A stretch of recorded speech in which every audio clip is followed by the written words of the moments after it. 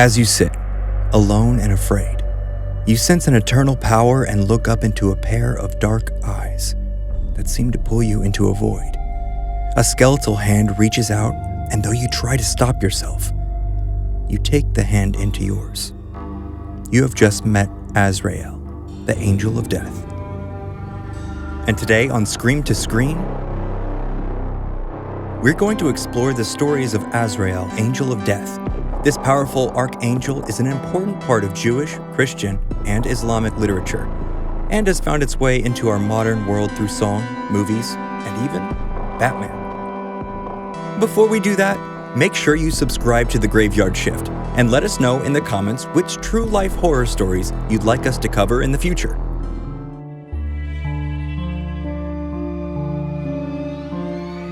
Azrael, the angel of death, comes in many forms, depending on the circumstances. In Islam, he is seen as a being of cosmic size, sprouting 4,000 wings and a body of eyes and tongues, as many as there are living beings. But when he visits his intended victims, he may appear as a beam of creamy, bright light, or perhaps as a vengeful skeleton draped in a black robe, whose scythe rips a soul from one who is now dead. He might even travel among humans in the form of a beggar or an old woman, or even a child, carrying out his tasks without drawing the attention of the living. Azrael is a powerful being capable of leaving massive piles of bodies in his wake. In the Bible, God calls upon his angel of death, and by morning, 180,000 people in the Assyrian camp lie dead. Pharaoh refuses to free the Israelites, so God commands the angel of death to kill all of the firstborn, only by following the order to smear a sacrificial lamb's blood on the doors of their houses, were the Israelites spared. Though Azrael seems to get a bit carried away, killing the firstborn of not just the Egyptians, but also their livestock. Death himself is one of the 4 horsemen of the apocalypse, riding about the land killing a quarter of the world's population. Though referred to as the Pale Rider, many experts agree this is another manifestation of Azrael. For a world with a history of mass deaths, from the fires of Pompeii to the Black Plague of the 1300s to atrocities like World War II, giving life to the bringer of death on such a scale seems natural. And with so many continents, so many peoples, and so many languages, he would of course have many names. Azrael is a being of great universal respect and fear.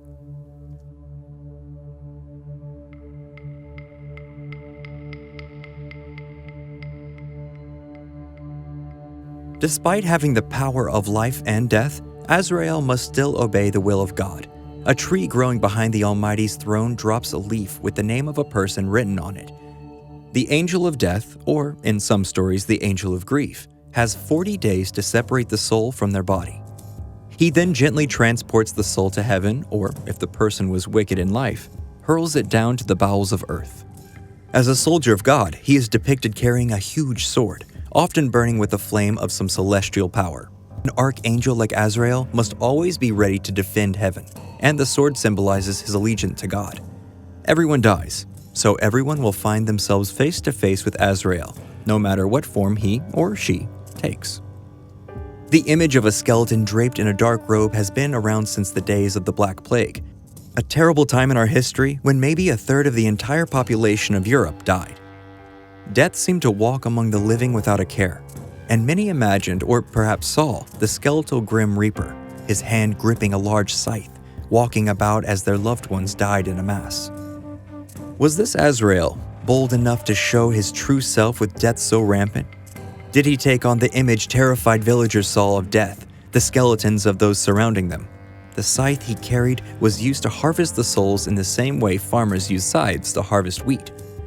With so many dying, it is likely he found a flaming sword too slow to gather all the dead. Azrael has many duties that keep him busy beyond the mere task of bringing in souls. Hebrew tradition states that when a person is born, Azrael is tasked with writing his or her name on a ledger, and on the person's death, he erases their name. As any police officer, nurse, or teacher can tell you, it's not the duty of the job that's difficult, it's the endless paperwork. You would think that between escorting the dead to their final destination and constant bookkeeping, Azrael would have little time for anything else, but he has shown up several times in shows and books throughout history.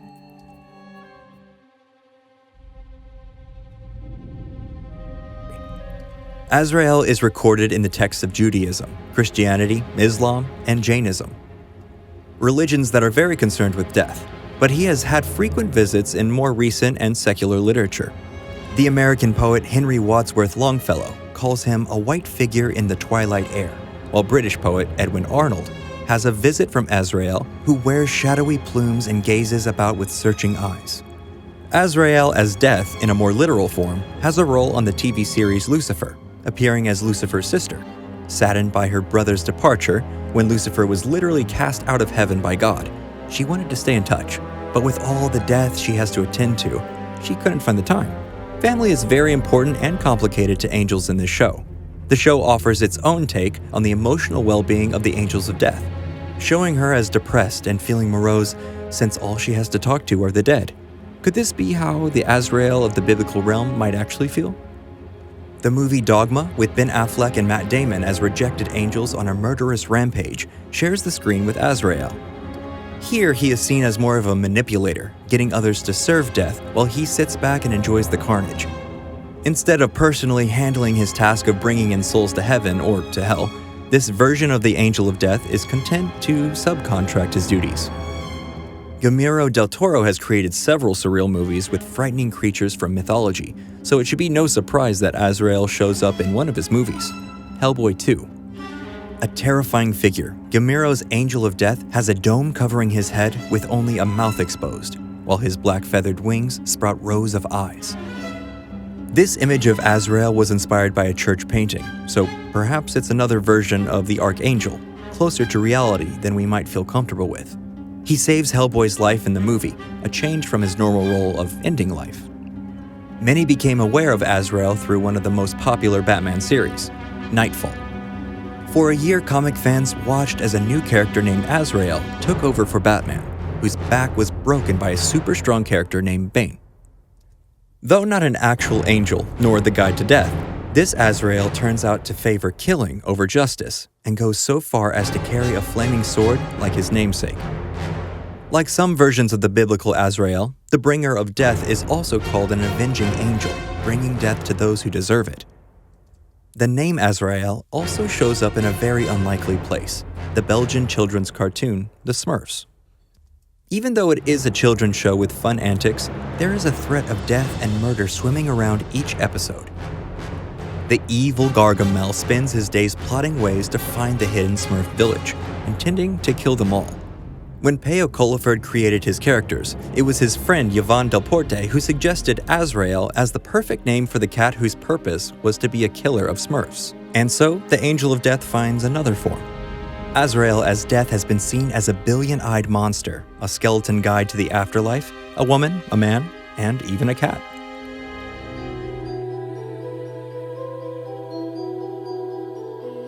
Almost every culture has a story of the personification of death. The reality is everyone dies, so what happens at that moment of finality has universal interest. Though it is frightening for most civilizations, death is not considered evil, just a journey. And like most journeys, it begins with a guide.